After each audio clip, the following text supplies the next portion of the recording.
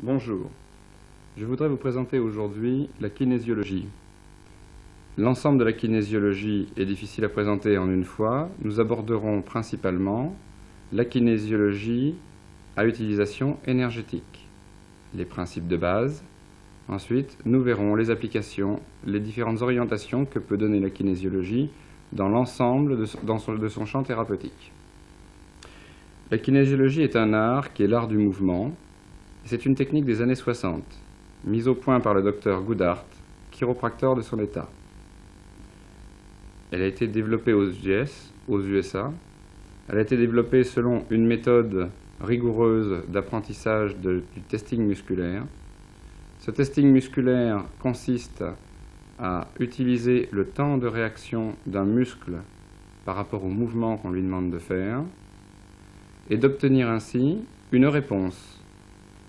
Cette réponse va nous enseigner l'état de l'énergie qui circule dans ce muscle, ainsi que dans le méridien concerné, également au niveau de l'articulation vertébrale qui est en rapport avec ce muscle.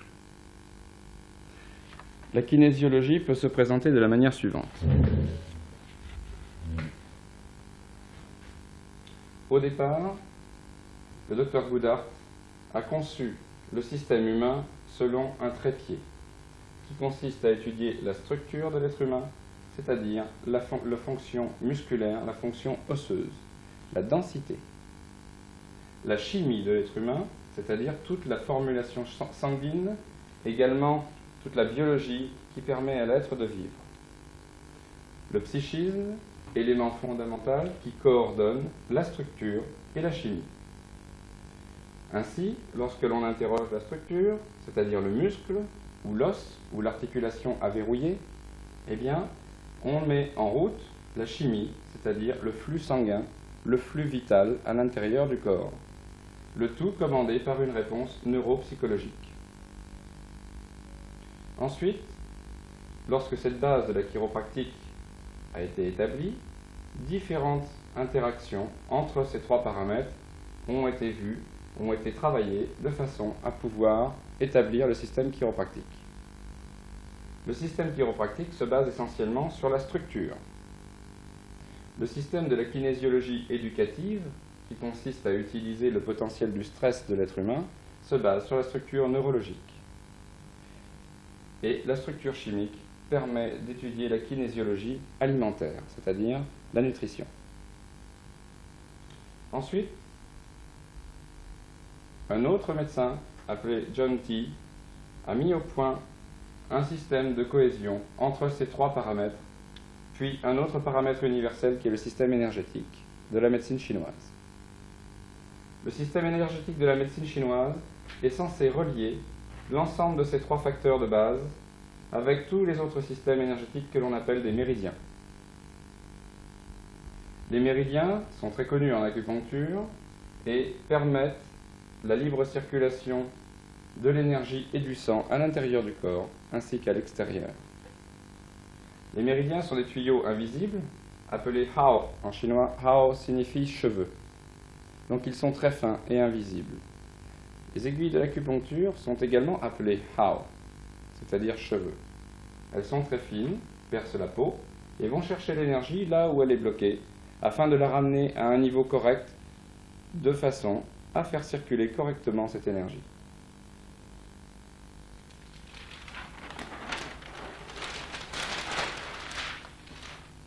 Bien. 14 méridiens de base que nous allons étudier aujourd'hui. 14 muscles de référence que nous allons également étudier en les superposant aux méridiens, de façon à apprendre à les tester en corrélation. Le système de base correspond et contient 48 muscles à tester, puisque pour un méridien, il peut y avoir plusieurs muscles à tester en fonction de la faiblesse. Nous verrons tout à l'heure. Pour ce qu'il y est du traitement, en matière de kinésiologie énergétique, nous utilisons des zones qui sont des zones neuro-lymphatiques et des zones neurovasculaires. Les zones neuro-lymphatiques sont situées sur la face antéro-postérieure du tronc. Les zones neurovasculaires sont des zones situées sur le crâne.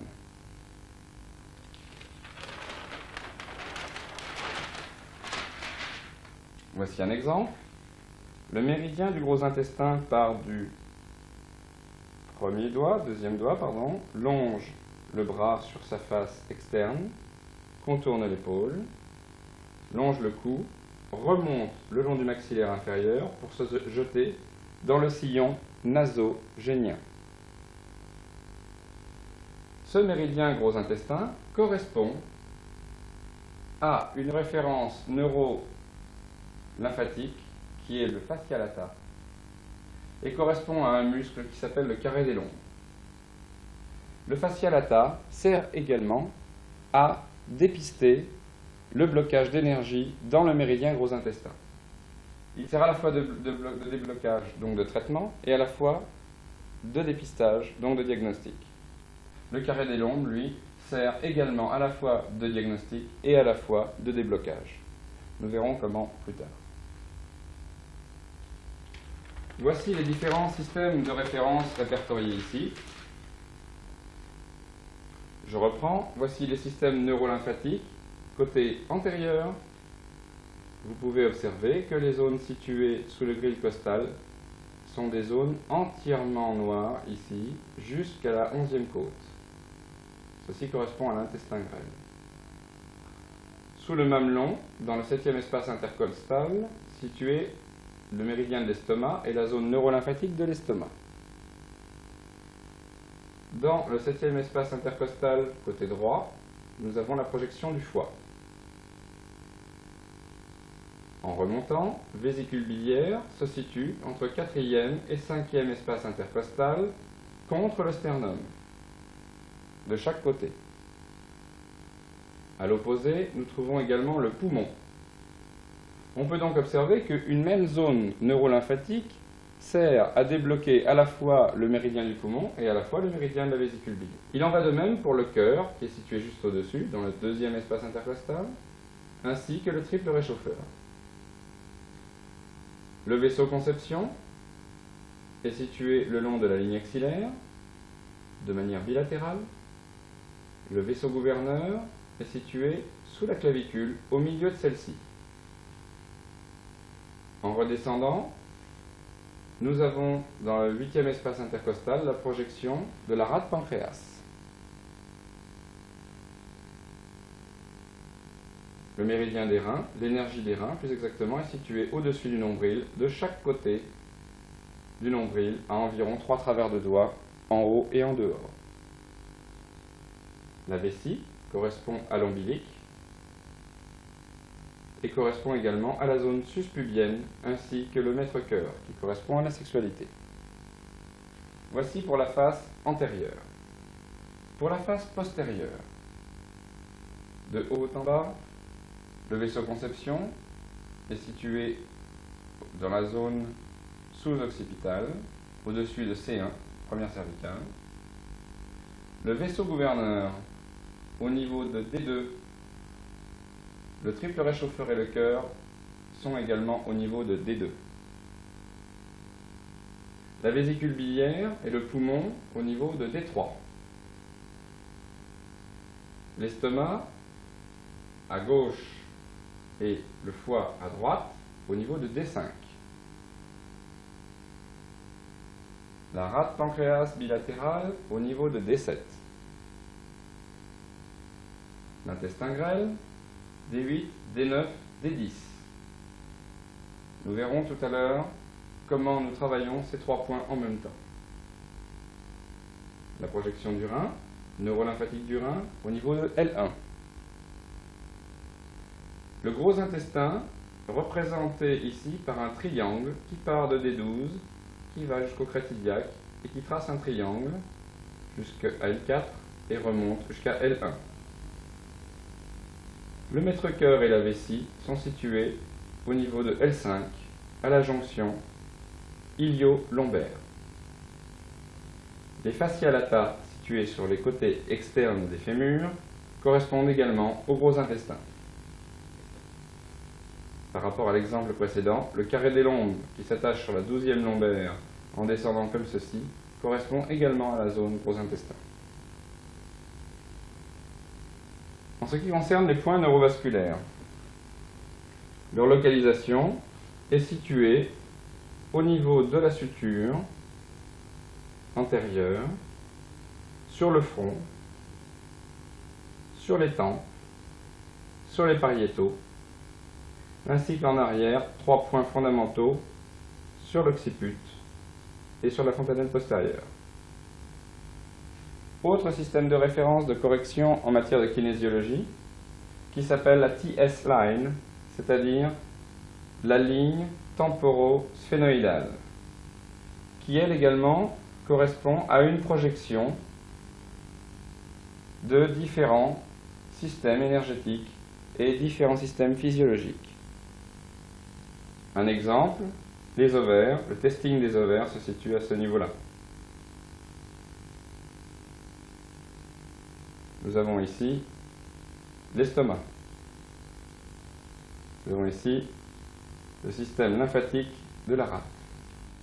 Nous allons voir maintenant l'utilisation du concept de la kinésiologie.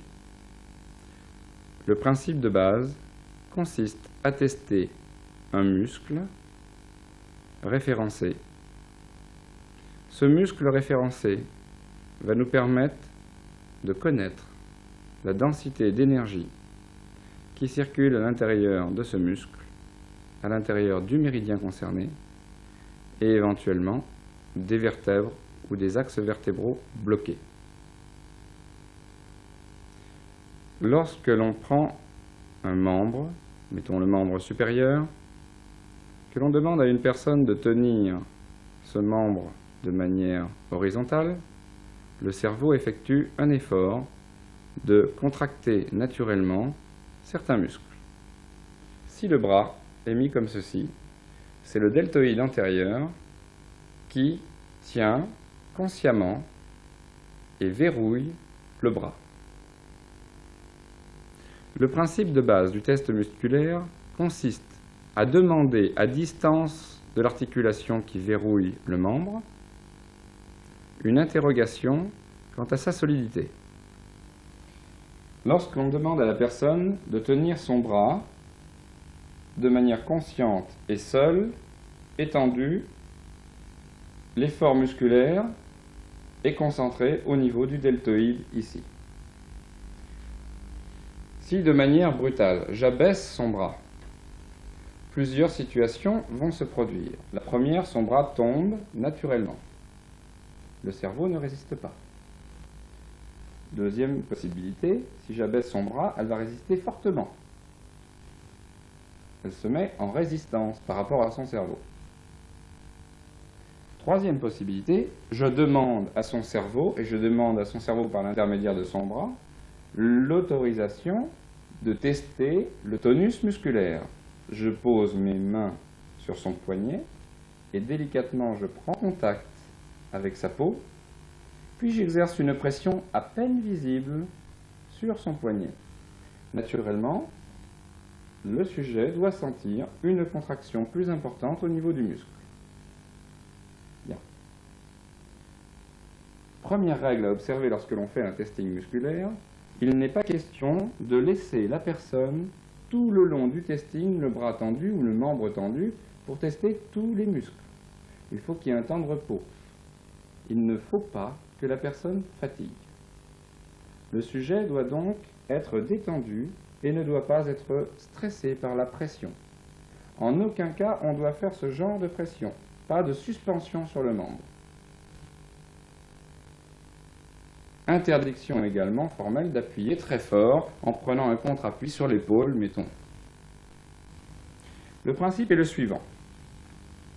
Lorsque j'appuie ici et que je vais froisser le muscle dans ce sens-ci, je vais agir sur l'appareil de Golgi. je vais contracter les fibres musculaires dans ce sens-là, je vais les rapprocher. Je rapproche les fibres musculaires, puis j'effectue le test. Le bras descend. J'ai demandé au cerveau de relâcher inconsciemment quelques minutes, quelques secondes, pardon, l'ensemble de ce muscle. Je fais le phénomène inverse, j'effectue un dépincement du muscle, puis je reteste. Le muscle redevient fort naturellement. Il s'est produit à l'insu du muscle ou à l'insu du cerveau, ça dépend qui est interrogé, un faux appel d'énergie, comme quoi le muscle allait se relâcher alors qu'il était tendu. Alors, une fraction de seconde, le cerveau a donné l'autorisation au muscle de lâcher naturellement. Lorsque je dépince le muscle, eh bien, je réinforme le cerveau d'une tension, d'une valeur de tension tout à fait antérieure au testing. Ceci est le premier test. C'est-à-dire que lorsque nous faisons un test musculaire complet du corps, nous faisons une série de pré-tests. Ces pré-tests nous permettent d'évaluer et de mettre à l'échelle 0 l'ensemble de l'énergie du patient. Donc ce test étant effectué, on le recommence en imaginant que la personne va résister sur le test. Je recommence. Donc je froisse le muscle, et là, au lieu que le bras descende naturellement, vous résistez. Et éventuellement, elle résiste à souhait. Ceci va signifier que la personne est en résistance par rapport à elle-même. Alors, aucun test qui vont suivre n'auront de valeur si les pré-tests ne sont pas équilibrés en premier. Comment peut-on rééquilibrer ce test? C'est de manière très très simple la chose suivante. Lorsque je vais pousser votre bras vers l'extérieur et l'arrière, vous allez le ramener vers l'antérieur et l'avant. Allez-y, résistez. Voilà. Résistez en arrière. Je ramène votre bras en avant, vous résistez en arrière. Tirez le bras en arrière. Tirez-le en arrière. En arrière. Voilà. En avant, encore une fois. En arrière. Voilà. On effectue cette mise en tension de toute la zone scapulaire 4 ou 5 fois afin de pouvoir solliciter l'énergie au niveau du muscle. Ceci de manière bilatérale. Ensuite, je recommence le même test pour voir si c'est réussi, bien entendu. Alors, je regratte le muscle, je repince, pardon, j'appuie, ça lâche. Je dépince, j'appuie, cela résiste. Le mot résistance est d'ailleurs un mot à ne pas trop utiliser parce que dans le concept inconscient, résistance signifie également opposition. Donc, on va prendre un langage commun. Je vais vous demander d'être prête et vous demander, est-ce que je peux tester? Voilà comment nous allons procéder. Deuxième pré-test que nous allons faire, qui s'appelle le test de surcharge. Comme ceci. Le test de surcharge consiste à tester les deux membres en même temps. Donc la pression se fait de la même manière, en croisant les mains l'une au-dessus de l'autre sur le poignet. Bien. Là, le test est normal, la résistance est normale. Imaginons qu'en touchant le croisé de la main droite sur son poignet droit s'affaisse, de manière peu significative sur un plan visuel, mais au senti très net. À ce moment-là, cela voudra dire qu'il y a une désorganisation entre cerveau droit et cerveau gauche. Alors, pour corriger, nous utilisons la stimulation de deux points d'acupuncture, connus sous le nom de rein 27, méridien du rein numéro 27. Pour plus de précision, consultez des livres d'acupuncture pour voir la symptomatologie. Ces deux points sont donc situés sous les clavicules, à la jonction avec le deuxième espace intercostal. Il suffit de prendre les points comme ceci, de masser en appuyant. Environ quelques secondes. Au mieux, on demande à la personne, avec deux doigts, de se faire elle-même la pression sur ces deux points et d'appliquer une main au niveau du nombril. Allez-y, vous frottez comme ceci. Voilà. Donc le patient lui-même se fait son auto-traitement. Ensuite, nous changeons de main. Nous rééquilibrons, voilà, les polarités droite et les polarités gauche. Ce traitement va permettre de rééquilibrer de manière symptomatique et spontanée la droite et la gauche du corps dans l'axe temporo-spatial. Ensuite, il faudra rééquilibrer le haut et le bas du corps. Pour rééquilibrer le haut et le bas du corps, nous choisirons deux points, l'un situé sous le nez, entre le bord supérieur de la lèvre et la racine du nez, qui s'appelle vaisseau gouverneur numéro 26, VG26, ainsi qu'un autre point situé dans le sillon mentonnier, labio-mentonnier, qui est situé au milieu, qui s'appelle le vaisseau conception numéro 24, c'est-à-dire VC24. Alors il suffit de demander à la personne de toucher ces deux points, comme ceci, allez-y, avec votre index, voilà, de mettre une main sur le nombril et de stimuler comme ceci, pareil. On appuie fortement en massant. On change de main, voilà, en appuyant bien. Voilà. Ceci pour la rééquilibration au bas. Nous venons de voir donc deux paramètres, le paramètre droite-gauche, le paramètre haut-bas. Il nous reste encore à voir la rééquilibration du paramètre postéro-antérieur. Alors là, la stimulation est très simple. Une main au niveau du nombril, l'autre main posée sur le sacrum, tournez-vous, merci. La main posée sur le sacrum, qui opère un frottement du sacrum et du nombril, comme ceci, simultané, comme ça. Voilà. Cette stimulation postéro-antérieure va stimuler, va relancer l'énergie antéro-postérieure. Et on change de main, voilà. Et on stimule comme ceci. Voilà, merci. Bien. À présent, nous allons opérer un troisième pré-test qui est fondamental. Ce pré-test est le test de la déshydratation. Le corps est constitué de 70% d'eau.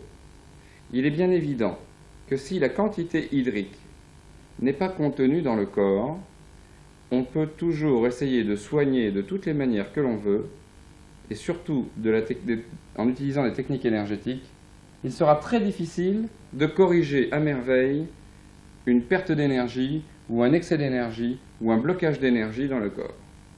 Alors en kinésiologie, nous utilisons le testing suivant. Prenons le muscle de référence correspondant au deltoïde, sur lequel j'appuie, et la réponse est forte. Donc le test est fort. Un test fort est un muscle indicateur. Je prends une mèche de cheveux située au niveau de la fontanelle, de préférence, et je tire légèrement les cheveux. Puis j'effectue mon test. Le test tient. Si le test lâche, à ce moment-là, cela signifie que la personne est en déshydratation. La thérapie consiste bien évidemment à faire boire de l'eau. Vous buvez de l'eau, en admettant que le test était faible. Voilà. Puis nous recommençons le test. Nous retirons légèrement une mèche de cheveux, quelques secondes, le temps de laisser au cerveau l'information circuler. Lorsque le cerveau reçoit l'information, il la redonne de manière très claire au niveau du muscle. Et là, le test est à nouveau fort. Si le test continue à être faible après la première prise d'eau, cela signifie que la personne n'a pas bu suffisamment. À ce moment-là, on fait reboire encore un verre d'eau, encore 2 verres d'eau, autant de fois qu'il est nécessaire, afin que le muscle tienne. Voici donc les 3 premiers pré-tests qui mettent en équilibre, tout comme en auriculothérapie, on fait le point 0 pour équilibrer la personne. Eh bien, en kinésiologie, lorsque l'on veut faire des tests corrects, il faut que les tests préliminaires soient également corrects. À ces trois tests principaux, nous ajoutons le test du vaisseau conception, c'est-à-dire du méridien qui part du périnée jusqu'au sillon mentonnier, et le test du vaisseau gouverneur qui part de la pointe du coccyx qui remonte le long de la colonne vertébrale, comme ceci, et qui vient se jeter dans le sillon nasogénien.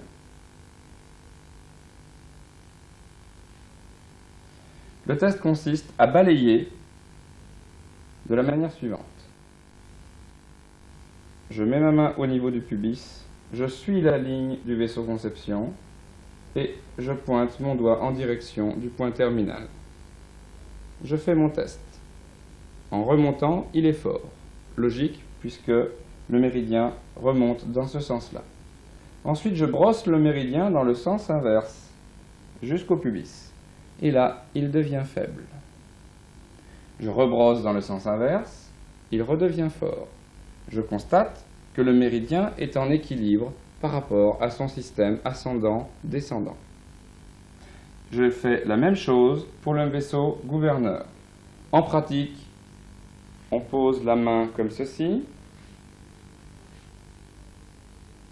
on longe le méridien, on vient jusque devant sous le nez, et je teste. Il est fort. Je brosse le méridien dans le sens inverse, je teste, il est faible. Physiologique donc, puisque le méridien monte le long de la colonne. Lorsque je vais dans le sens inverse, il doit lâcher. Je reviens pour vérifier, et il est fort. Jusque-là, les pré-tests nous donnent un état physiologique normal. Si lors d'un de ces deux tests, antérieur-postérieur, il s'avérait que le muscle teste faible, cela se traduirait de la manière suivante. Première possibilité. Lorsque je remonte le long du méridien, au lieu de tester fort, il teste faible. Possibilité inverse. Lorsque je redescends du méridien, au lieu de tester faible, il va tester fort. Cela veut dire qu'il y a une perturbation énergétique dans le sens de la circulation du méridien.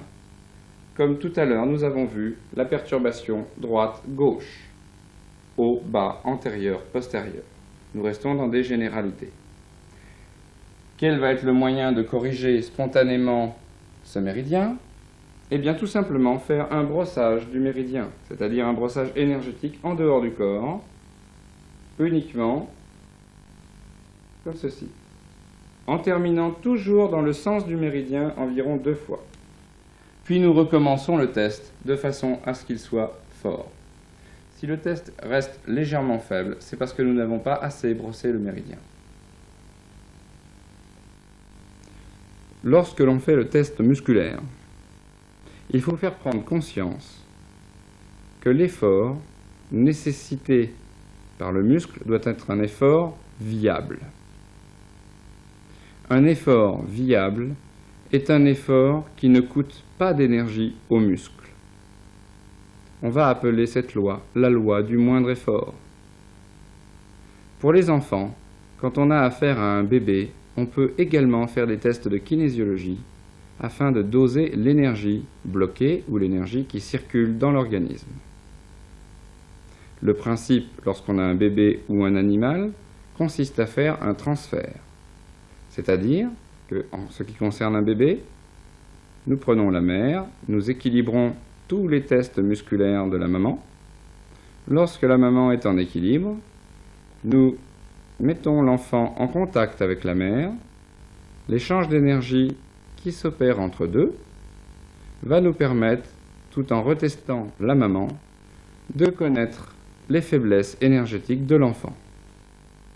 C'est pour cela qu'il est important de comprendre cette loi comme étant la loi du moindre effort. Quand on a affaire à quelqu'un qui bloque très très fort les muscles, on peut se dire, alors que dans la vie, il fonctionne également comme ça, et qu'il bloque ses muscles.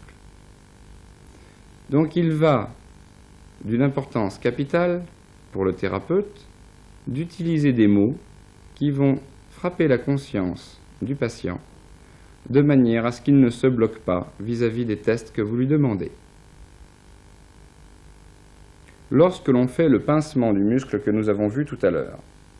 Cela doit donner donc un test faible. Lorsque l'on déprime le muscle, cela doit donner un test fort. Pourquoi? Dans les cellules des fuseaux musculaires, il y a des cellules qui recueillent les informations du muscle raccourci et muscle allongé. C'est un mécanisme réflexe, un mécanisme protecteur. Lorsque le muscle est en contracture, il faut piéger le cerveau, c'est-à-dire qu'il faut le piéger par les tests. À ce moment-là, on induit au niveau du muscle un effort qu'il n'a pas l'habitude de faire et qui est directionnel. Lorsque cet effort est mis en tension, là, on observe soit un affaiblissement du muscle concerné, soit un renforcement du muscle concerné. Il est important également d'utiliser une correcte attitude du praticien vis-à-vis du patient. Je m'explique, il est hors de question de tester un muscle dans une position anatomique inadéquate, ce qui induirait malencontreusement la mise en tension d'un groupe musculaire voisin, voire même complètement opposé. Autre paramètre très important, lorsque vous allez tester et retester encore, il faut à tout prix que vous demandiez au patient de respirer calmement.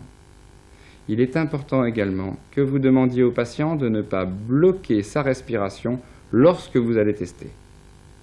Un test doit toujours s'effectuer lorsque le patient expire.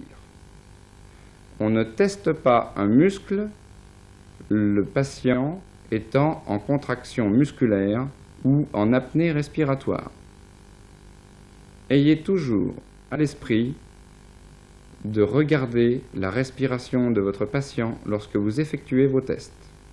Lorsque les tests préliminaires sont effectués, rééquilibrés, nous pouvons passer à l'étude des 14 muscles de référence de base ainsi qu'à l'étude des 14 méridiens. Je vous rappelle, le premier test préliminaire consiste à pincer le muscle du deltoïde antérieur, vérifier qu'il fléchisse bien. Ensuite, on dépince le muscle, on le vérifie qu'il verrouille bien. Deuxième test, appelé test de surcharge, consiste à croiser les mains au-dessus des bras du patient, de vérifier que les deux bras bougent en même temps, descendent et montent en même temps, résistent de la même manière. Leur correction, si l'un des deux est faible, consiste à frotter les K27 au niveau des clavicules, main sur le nombril avec inversion. Frotter également les deux points VG26, VC24, main sur le nombril avec inversion, qui va corriger la notion haut-bas. Puis on termine, frotter le sacrum, frotter le bas-ventre, inversion, qui va nous permettre de corriger la sphère antéro-postérieure. Lorsque ces tests sont réalisés, lorsque le test de déshydratation est réalisé, nous pouvons commencer l'étude des 14 muscles de référence selon un cycle bien précis qui consiste à utiliser la roue de l'horloge énergétique chinoise que je vais vous expliquer. Toutes les lois énergétiques utilisées en kinésiologie concernant la médecine chinoise pourront vous être détaillées dans la cassette du docteur Rubin en ce qui concerne l'acupuncture. Il serait trop long d'en faire le descriptif ici.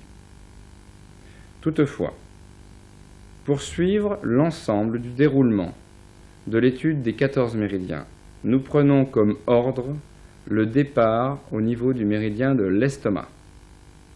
Et nous citerons à chaque méridien le muscle concerné, la technique pour le tester et ce que nous pouvons observer lorsque le muscle teste faible. Bien, nous allons commencer. Nous allons donc refaire allonger les deux tests préliminaires qui consistent à tester le méridien vaisseau-conception ainsi que le méridien vaisseau-gouverneur dans la position horizontale. Le test consiste à prendre le bras, d'amener la main vers le pubis, comme ceci, et ceci nous permet de tester un muscle qui est le supraépineux. Deuxième, vaisseau-gouverneur.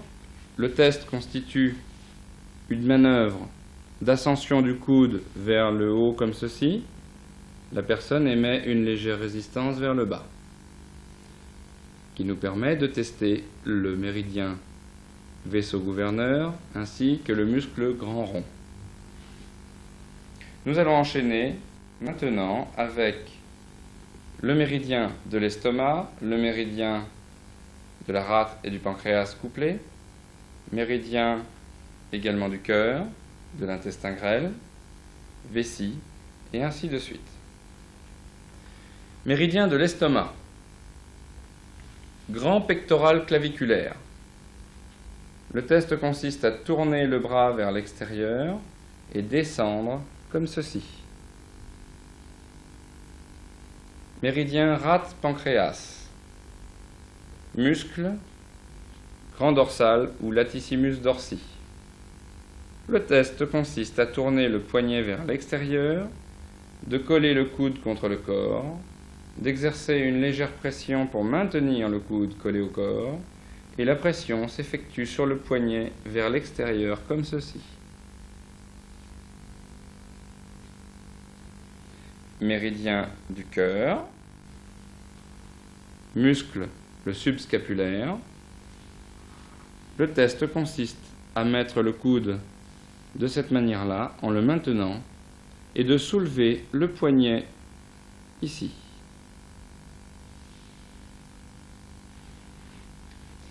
Méridien de l'intestin grêle. Il concerne le muscle quadriceps, l'ensemble du muscle quadriceps. Le principe est le suivant. Je plie le genou, je monte le pied plus haut que le genou. Le test consiste à descendre le pied et pousser le genou, comme ceci.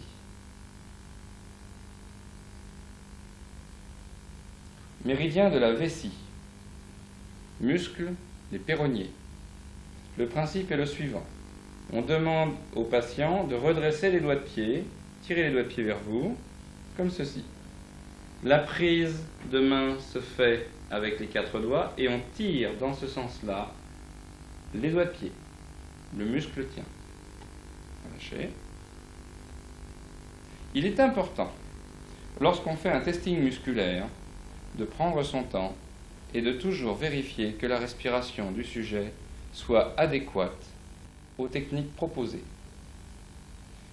Je donne un exemple.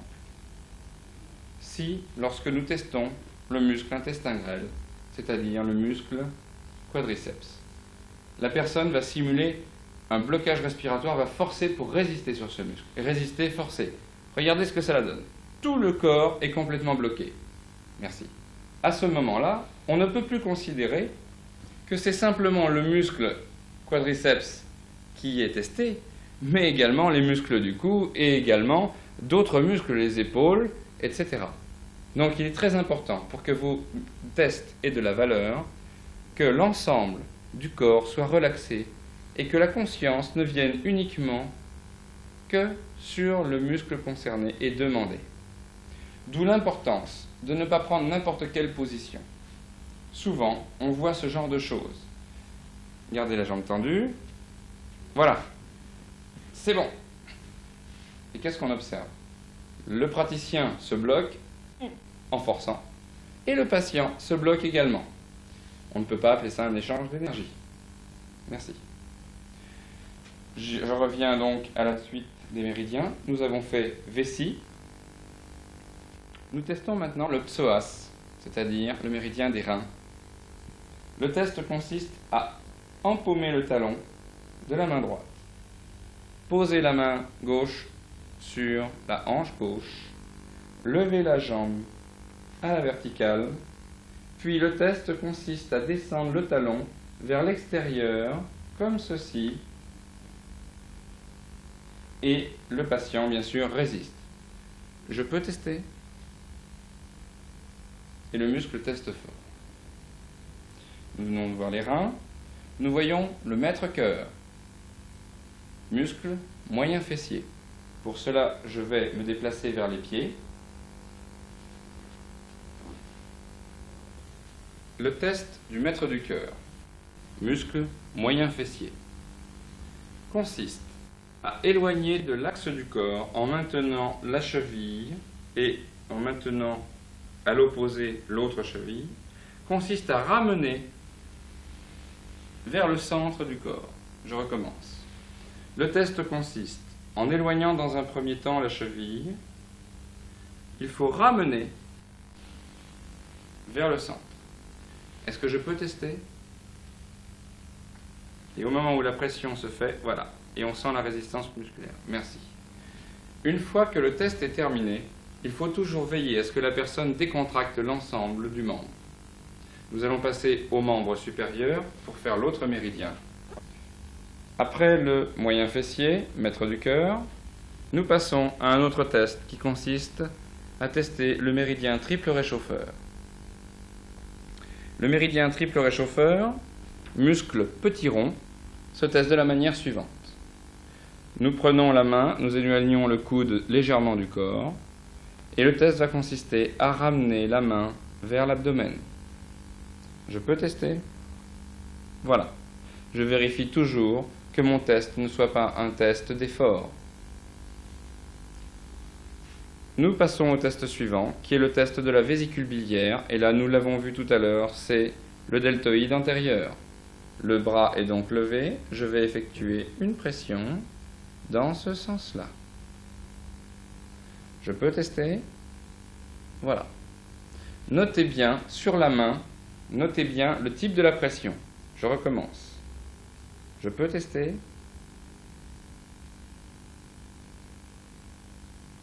Le senti qui doit être fait, le senti qui doit être vécu au niveau de la main, au niveau du doigt, doit être un senti extrêmement léger.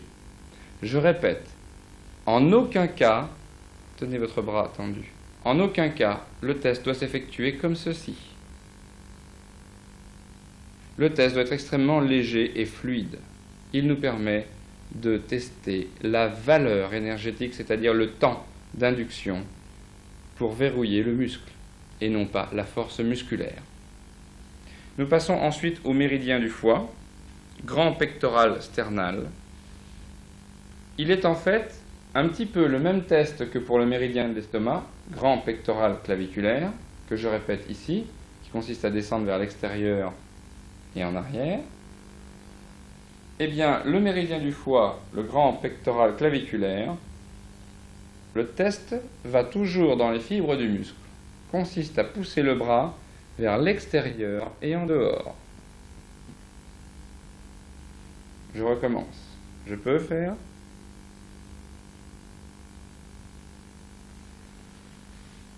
Voici pour le méridien du foie. Méridien du poumon, grand dentelé antérieur, nous mettons le bras en arrière en maintenant la main comme ceci. Je bloque l'omoplate avec ma main droite. Le muscle est donc verrouillé ici. Je demande à la personne de verrouiller lorsque je monte le bras. On peut faire? Voilà. Dernier méridien de la série des 14, le méridien gros intestin, muscle fascia lata.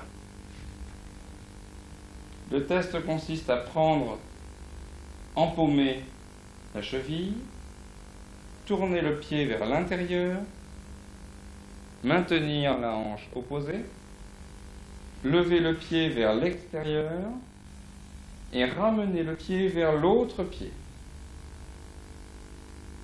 Je recommence. Je peux tester? J'écarte le pied de l'axe. je le monte, je maintiens le talon, je maintiens la hanche opposée. J'attends que la personne respire normalement et dans l'expiration, je lui demande de faire le test. Je vais répéter les 14 tests de manière rapide, c'est-à-dire de manière classique, comme elle doit être faite en temps normal. Et j'énumère uniquement le nom du méridien.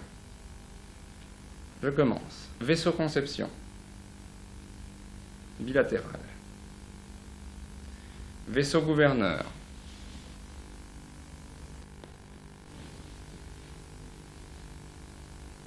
Estomac.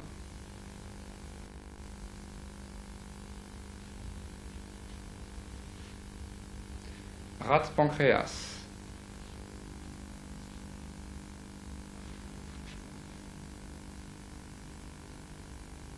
Cœur.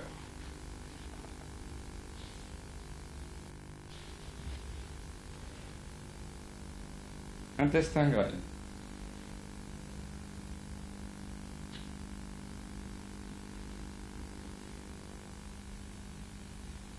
Vessie. Redressez les doigts de pied. Merci. Rein.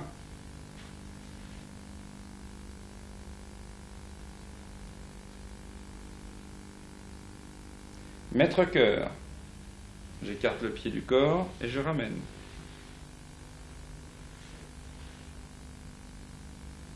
Triple réchauffeur.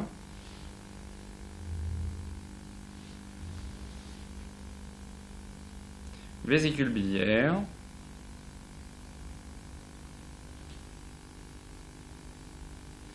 Foie.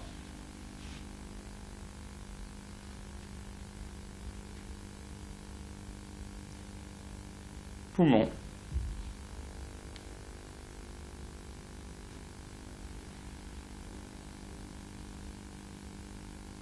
Gros intestin.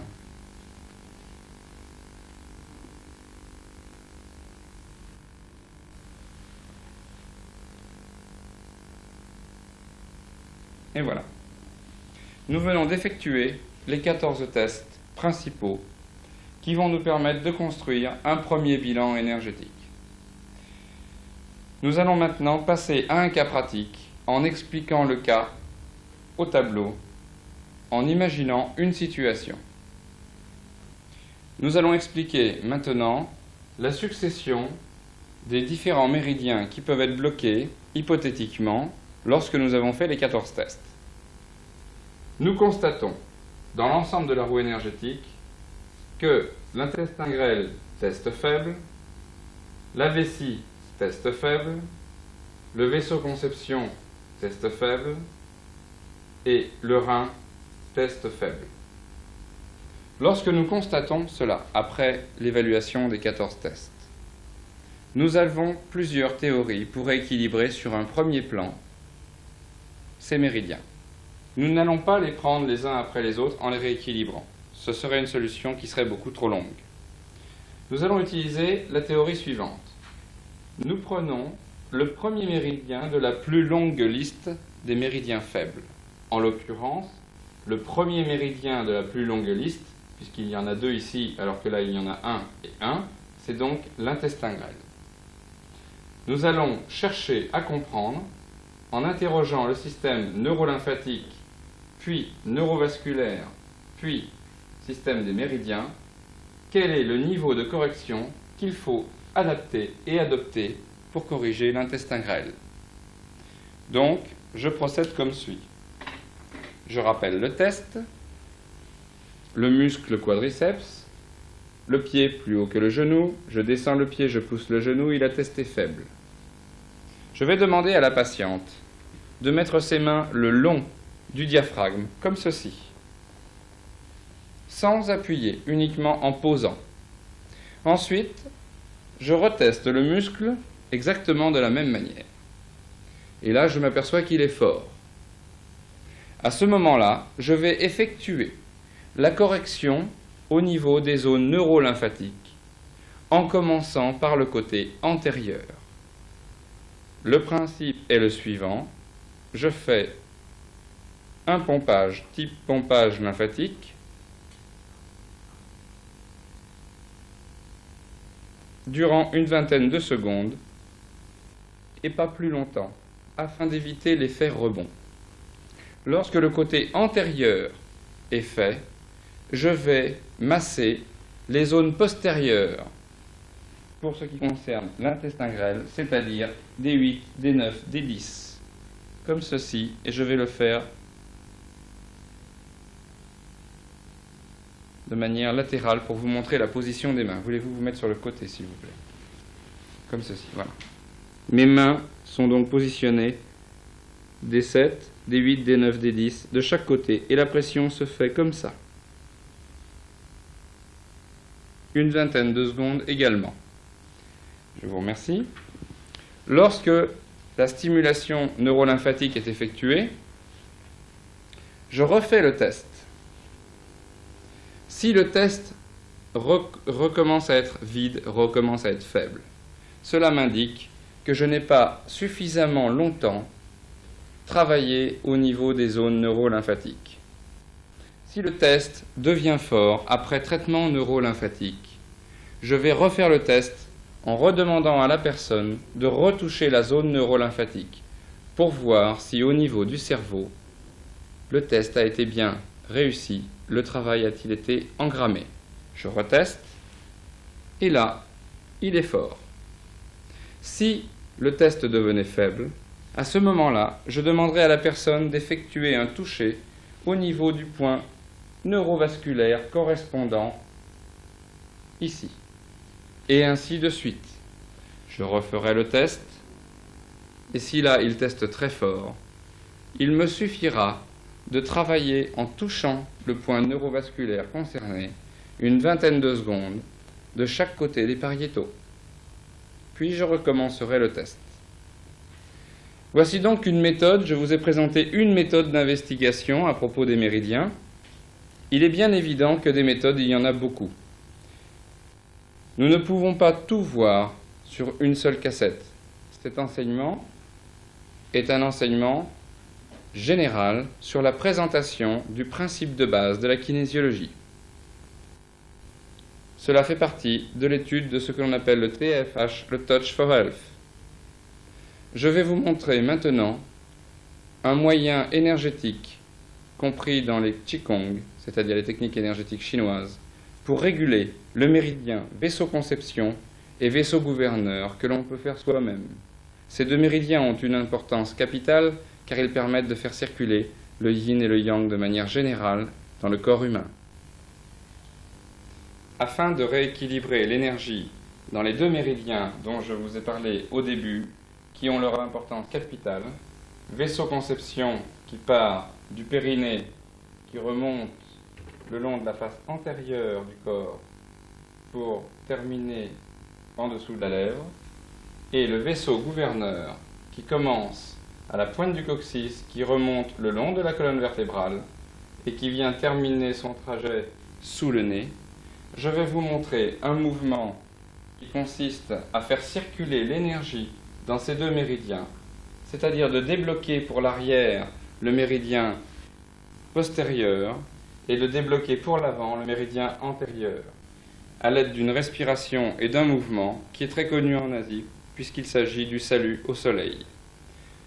Cette salutation au soleil s'effectue dans différents arts martiaux, s'effectue en Tai Chi Chuan, en yoga ou dans d'autres méthodes. Il permet à n'importe qui, en l'effectuant régulièrement tous les matins, à raison de quelques fois, correctement, de faire circuler l'énergie dans un cycle antéro-postérieur. Voici le mouvement.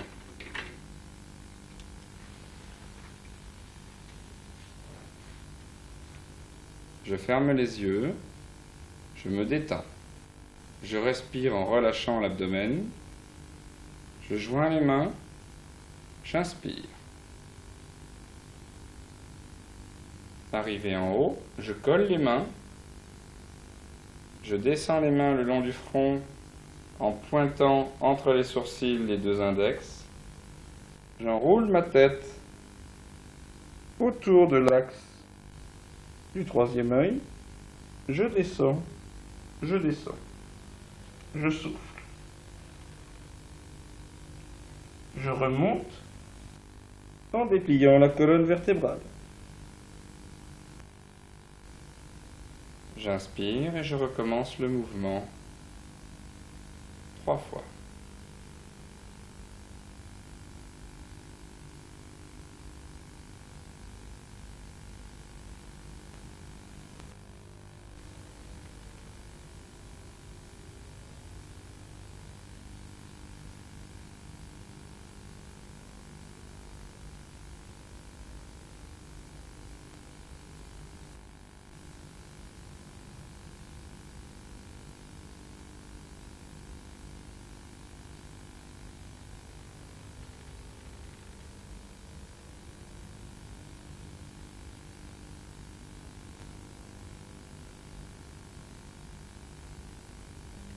L'application pratique de la kinésiologie mérite une attention nettement plus soutenue à un enseignement et à un apprentissage de longue durée. Cette cassette a pour but de vous faire sentir, de vous sensibiliser à l'utilisation de techniques de mouvement qui vous permettent de tester à travers un muscle de référence, de tester tout ce qui est bloqué, tout ce qui ne circule pas dans l'organisme. Y compris, si vous faites de la nutrition, vous pouvez tester les aliments, vous pouvez tester également l'ensemble du potentiel énergétique vital de l'individu. Il y a des techniques de correction vertébrale qui peuvent être testées également par d'autres moyens que je n'ai pas démontrés ici. Nous avons tout un échantillonnage de techniques visant à tester, à diagnostiquer l'énergie perturbée et ensuite d'autres techniques à rééquilibrer celle-ci. Si vous avez besoin de travailler avec la kinésiologie, commencez toujours par les tests de base et de rééquilibrer avec les zones neurolymphatiques, neurovasculaires. Ensuite, vous pouvez passer à vos systèmes de correction si vous êtes ostéopathe, acupuncteur, nutritionniste ou même homéopathe. Lorsque en homéopathie vous avez dépisté des remèdes qui vous paraissent valables, n'ayez pas peur d'utiliser vos remèdes, de prendre des muscles de référence faibles et de voir s'ils peuvent induire ou non une action bénéfique sur ces méridiens ou sur ces muscles. Il en va de même pour toutes les thérapies naturelles. Merci.